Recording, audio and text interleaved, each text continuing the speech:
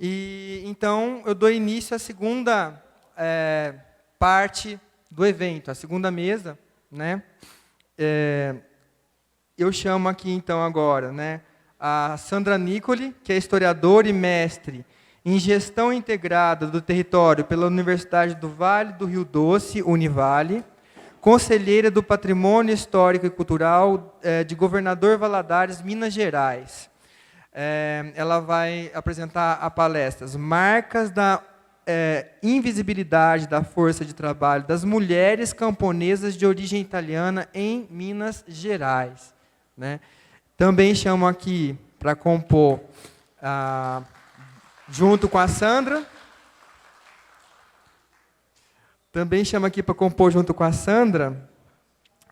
Priscila Carolina Risse, engenheira agrônoma pela Universidade Federal de Viçosa, UFV, mestranda em agricultura orgânica pela Universidade Federal Rural do Rio de Janeiro, UFRJ,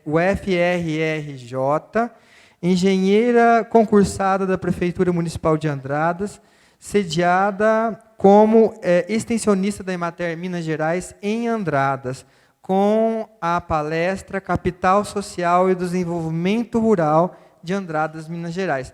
Cada palestrante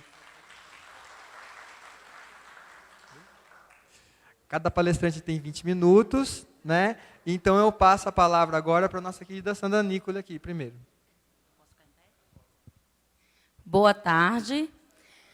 O meu tema é Marcas da Invisibilidade da Força de Trabalho das Mulheres Camponesas de Origem Italiana em Minas Gerais, Brasil. E aí é um outro enfoque da migração. São tantas nuances da migração que a gente tem ainda para trabalhar, que se trabalha. E esse trabalho da migração, ele é instigante, ele nunca termina. A cada momento que a gente discute, tem mais nuances para se falar. Então, eu venho mostrando aí um monumento do Espírito Santo em homenagem ao imigrante europeu. E o que me inquieta, e que eu sempre questiono, é que os monumentos em relação ao imigrante, eles geralmente, em sua maioria, traz o homem, né, a imagem do homem, sempre em pé, sempre com um olhar visionário, um olhar de horizonte, um olhar sempre à frente, a ferramenta de trabalho sempre ao lado. A mulher, em alguns monumentos, ela está em pé também, mas sempre um pouco atrás, do lado mais atrás do homem, com uma criança, com a mala. No caso aqui, ela está com uma moringa. O olhar dela nunca está para o horizonte, sempre para baixo, o rosto inclinado. No caso daqui, ela está bem com o rosto olhando para a criança. Por quê? É uma migração familiar. A mulher sempre está com o homem, no caso do que eu estou trabalhando, mas ela sempre está um pouco atrás, do lado, mas sempre atrás. Por quê? Se é uma migração familiar em que os dois e a família toda está junto. Por que os monumentos homenageiam sempre o homem com esse olhar e com essa força maior? São inquietações minhas que nem eu sei responder totalmente, ou sei em partes. E aí eu venho dizendo sobre a imigração transoceânica a partir da segunda metade do século XIX, que trouxe para a América milhares de europeus de origem camponesa. Então, nós vamos estar trabalhando aqui com imigrantes europeus de origem camponesa, no caso, italianos. O Brasil, sendo um dos destinos, recebeu famílias, não foram só homens, de italianos, pomeranos, alemães, espanhóis. O projeto imigrantista no Brasil era baseado, em sua maioria, na pequena propriedade. A imigração italiana é caracterizada por ser familiar e com a maior procedência vinda da região do Vêneto, no norte da Itália. Minas Gerais foi destino secundário da colonização italiana.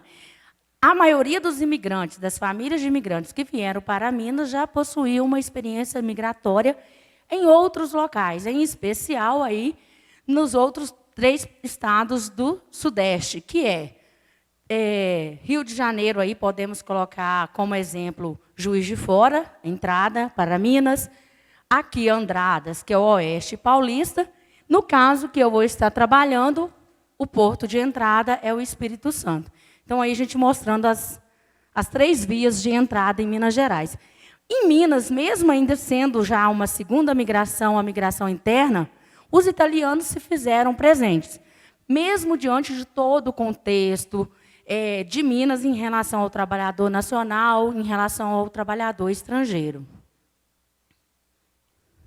E as localidades que eu trabalho, nesse estudo, que surgiu de uma inquietação também no meu campo exploratório de estudo, onde eu trabalhava com a chegada dos imigrantes italianos e a saída dos descendentes.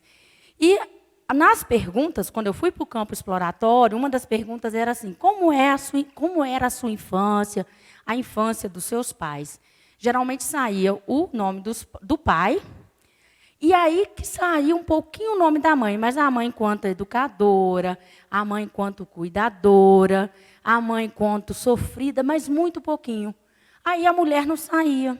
E ela trabalhou em pé de igualdade com o marido.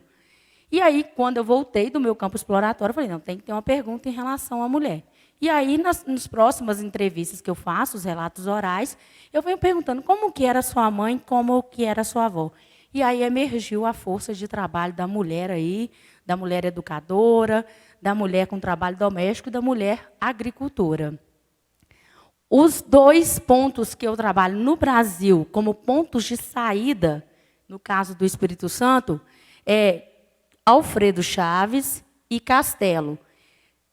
E para Minas Gerais, que é o local que eu trabalho, o campo mesmo, Itueta e Santa Rita do Itueto, que aí está localizado no Vale do Rio Doce, na região aí, intermediária, né, que agora mudou-se do IBGE, intermediária de Aimorés e Resplendor, na região imediata de Resplendor. Na região intermediária de Governador Valadares e imediata de Resplendor e Aimorés. Então, são os 2 pontos de partida no Espírito Santo, os 2 pontos de chegada. São municípios tipicamente rurais, prevalecendo aí a pequena propriedade familiar, e a economia é baseada na agricultura, com a produção de café, lá é o café Conilon, e a produção do leite como a segunda opção para a produção mesmo da venda do leite e do queijo. E aí, qual que é o objetivo? É esse grupo de famílias de descendência italiana que se estabeleceram em Alfredo Chaves e Castelo e, depois de um tempo, migraram para Minas Gerais. Já é uma migração interna. Então, é descrever a trajetória e a territorialização dessas famílias de origem italiana em Minas Gerais, destacando aí, enfatizando a presença da mulher em todo esse percurso. A metodologia foi um estudo descritivo que utiliza aí uma abordagem qualitativa, trazendo a voz dessa população, através dos relatos orais colhidos. No caso desse estudo, eu trabalhei com 2 relatos de descendentes homens em Castelo, no Espírito Santo, quando eu fiz o estudo exploratório no Espírito Santo, que vem falar aí das tias, das avós, das mães, e ficou muito impregnado na memória deles, e com 3 relatos em Minas, de 3 descendentes mulheres, que vão contar a vida delas, a vida das mães e das avós. E em vários momentos elas vão dizer, a minha vida também não era tão diferente da minha mãe ou da minha avó. E aí os resultados. As narrativas apresentam, enfatizam a luta e a importância das mulheres na conquista e formação das propriedades rurais. O objetivo deles era se tornar produtores de terra. A chegada e o estabelecimento na nova terra eram difíceis para todos. Em condições precárias, as mulheres organizavam a vida doméstica mesmo antes de terem suas casas construídas, pois chegavam, junto com seus companheiros e filhos, numa terra ainda para desmatar, construir as casas e formar as lavouras. A mulher camponesa, juntamente com o marido, desenvolveu a tarefa de colonizar áreas inóspitas e produzir para o consumo, assumindo uma responsabilidade imensa. Solteiras ou casadas, com filhos menores ou não, foram sobrecarregadas com a tarefa de prover os velhos, tanto pais quanto sogros, organizar o trabalho doméstico, e esse trabalho doméstico não era só no âmbito da casa, constituía também o terreiro, as criações, a horta e até a questão do leite. Coletar o leite do latão era considerado doméstico, não era nem considerado agrícola. E manter a coesão familiar.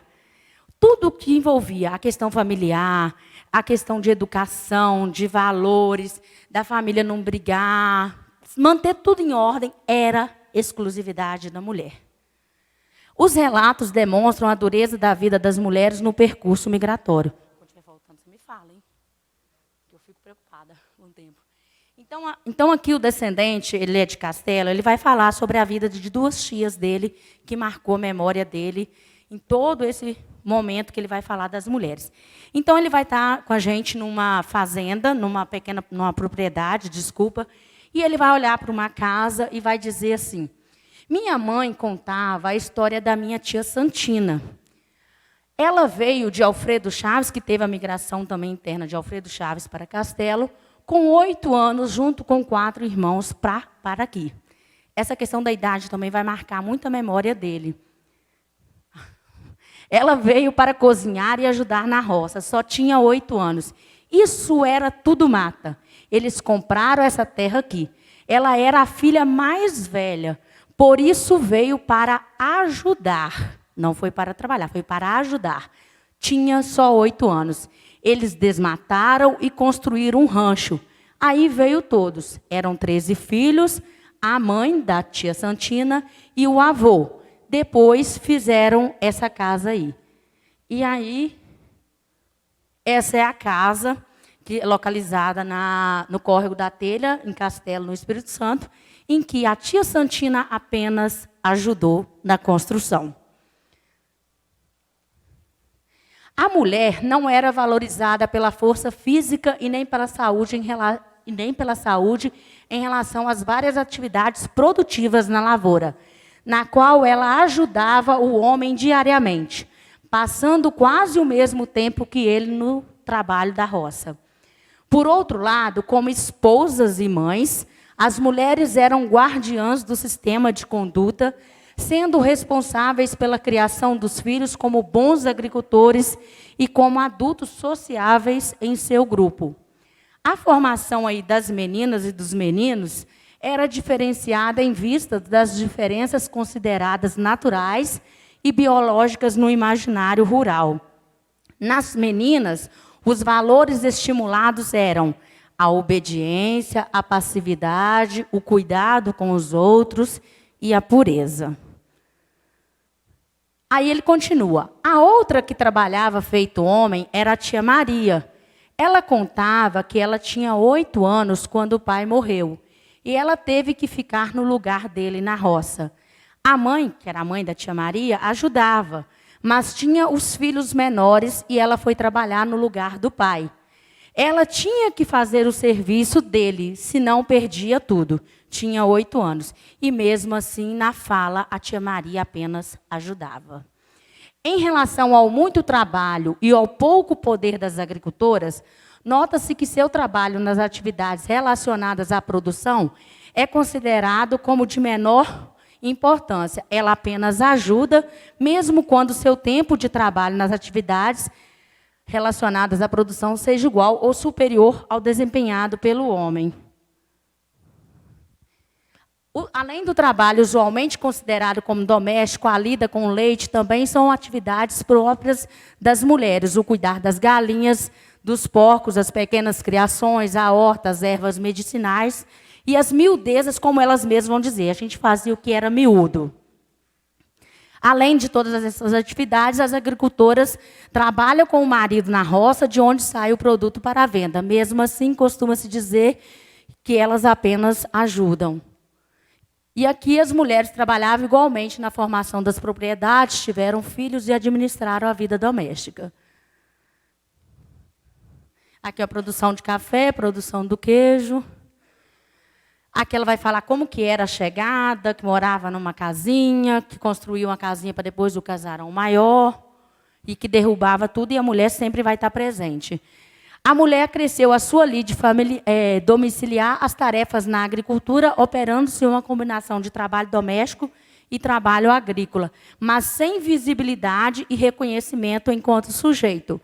E aí, quero chamar um pouquinho a atenção, ó, entre essas atividades estão aquelas que objetivavam permitir que o trabalhador do sexo masculino descanse e renove suas energias para o trabalho produtivo do dia seguinte. A mulher acordava meia hora antes do marido, preparava o café, começava a cuidar da criação, a organizar quem ficava em casa com os outros menores, com os filhos menores, ou quem ia para a roça se ela ficasse.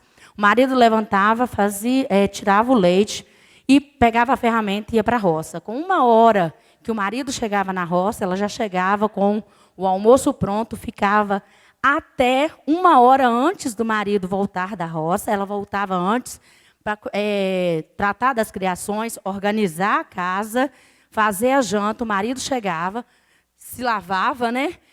E jantava. Aí ela cuidava das orações, sempre a questão da religiosidade, a religião católica, fazer a oração do terço, colocava todos para deitar e ela ia fazer aí o conserto das roupas numa máquina que era à mão. Então, imagina o tempo todo trabalhando ainda com uma máquina na mão, costurar aí, consertar aí 14, 15, 20 peças. Dormia, o horário de relato delas é de 10 às 11 horas da noite e 3h30 da manhã elas acordavam. Mas, então, elas ajudaram aí na colheita, na formação dos cafezais, em pé de igualdade com os maridos, mas eram consideradas como alguém que sempre ajudava. Está acabando meu tempo? Tá, né? Acabou, né? E aqui ela vai falar, essa senhora ela vai contar que a vida dela se semelhava à da mãe. E que a mãe levava os filhos mais velhos quando não tinha alguém para ficar em casa. Se tivesse um filho de 4 anos, os menores de 4 ficavam em casa com essa criança de 4 anos. E, geralmente, a criança de 4 anos tinha que ser mulher para cuidar, porque a criança de 4 anos, quando era homem, não sabia cuidar. E ela vai falar que a vida dela também era semelhante da mãe dela. E que ela também largou a filha também debaixo do pé da lavoura, e ela vai contar o relato todo dela, como que ela fazia, tudo o que ela trabalhava. E ainda vai dizer que no domingo era um pouco mais tranquilo, era um dia um pouco mais de folga, em que se tomava um café melhor e tudo, mas as mulheres iam para a igreja, para as capelas, para limpar as capelas, para que na hora que os homens chegassem, começassem as orações. Então, além de tudo, elas limpavam as igrejas. E aí as narrações vão evidenciar sempre essas mulheres, o trabalho delas, e que com as suas poderosas mãos invisíveis, seja na força de trabalho e na persistência, foram muito mais que mães, donas de casas e educadoras. Foram braços que derrubaram as matas, construíram as casas e formaram as lavouras em pé de igualdade com seus companheiros. E aí, nesse percurso migratório, elas não são lembradas, geralmente quem é lembrado são os maridos, e elas pouco aparecem, demonstrando assim a desvalorização de sua participação no cotidiano do trabalho doméstico e rural e a sua invisibilidade social. E aí, agora eu termino. Nesse sentido, as mulheres foram essenciais no desbravamento, na aquisição e ampliação das propriedades rurais. A invisibilidade da força de trabalho e da importância do componente feminino é uma falha quando se descreve a história da imigração. No caso aqui, eu vou falar do Espírito Santo e de Minas, e aí eu acho que o sul de Minas pode pegar um pouco esse gancho do componente feminino aí, já que os estudos estão aflorescendo. De fato, desempenharam, com suas poderosas mãos invisíveis, um papel fundamental na formação e configuração do território onde se estabeleceram as famílias de origem italiana. E aqui são 3 dessas senhoras que estão falando do relato delas. Obrigada.